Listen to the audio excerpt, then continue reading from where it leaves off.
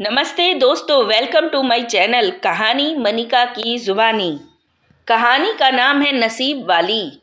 दिल को छू लेने वाली अनोखी कहानी है ये। मेरी शादी तय होते समय ही मोबाइल पर बात होने लगी थी इनसे मेरी।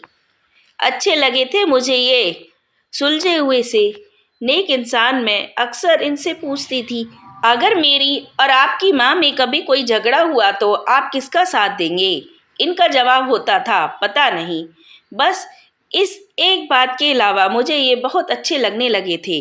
जब मैं पहली बार इस घर में आई थी तो बहुत अजीब सा था सब। मेरे घर में सब कितना घुले मिले रहते थे। कभी कभी तो हम मजाक मजाक में किसी को चिढ़ाने के लिए उसकी थाली में रखे खाने को खा जाते। और यहाँ मजाल है कि कोई कमरे में एक टेबल पर बैठकर भी खाना खा ले। सब राजा बाबू, सबको अपने अपने कमरे में खाना खाने का शौक। इनकी माँ से बड़ा डर लगता था मुझे, जाने कब टोक दे। मैं कभी भी सुबह सुबह उठने की आदी नहीं थी, पर यहाँ नियम से जल्दी उठ जाती। एक बार देर से नींद खुली तो देखा सासू माँ किचन में नाश्ता बना रही हैं। मेरे प्राण ही सूख गए कि आज तो ये बुढ़िया मेरी जान ले लेगी। पर कुछ कहा नहीं मेरी सासू माँ ने, बस पूछा कि तेरे लिए भी सेक दूं या नहा कर खाएगी। मुझे लगा लेट उठने पर व्यंग कर रही है मुझ पर। सासू माँ का साड़ी पहनने का तरीका बड़ा सलीकेदार था और मुझे साड़ी से चिढ़।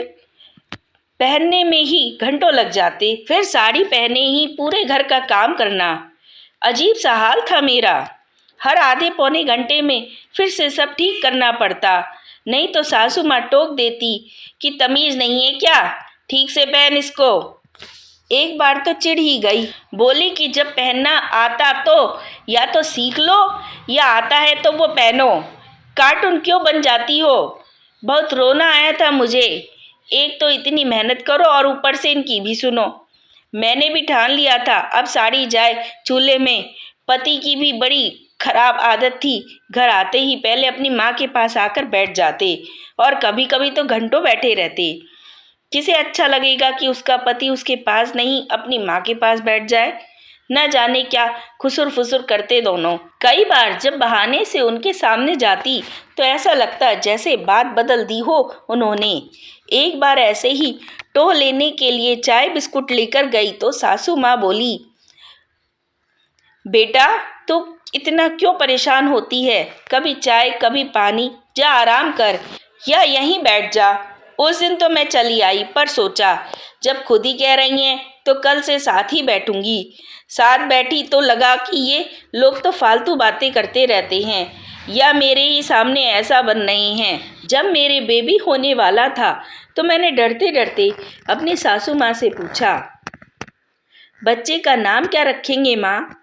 इतना खुश होकर सासू माँ ने जवाब दिया, कृष्ण। और मैं डर गई, पूछ ही नहीं पाई कि अगर बेटी हो तो। ना जाने क्या क्या सोच सोच कर मैंने वे दिन काटे। और जब मेरे बिटिया हुई तो पिछले 10 दिन से रामायण पढ़ी हुई माँ की आंखों में आंसू देखे थे मैंने।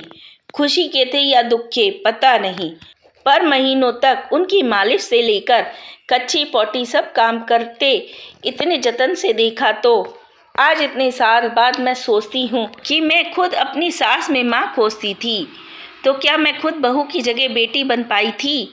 पता नहीं क्यों हम बहुएं अपनी सास में माँ को खोजती हैं। सास मेरी सासू माँ जैसी होती है तो ईश्वर से प्रार्थना है कि मेरी अपनी माँ अपनी बहू के लिए मेरी सासू माँ जैसी बने। अगर आपको मेरी कहानी अच्छी लगे तो प्लीज़ लाइक शेयर और सब्सक्राइब ज़रूर करें, जिससे आप मेरी कहानी आगे सुन सकें।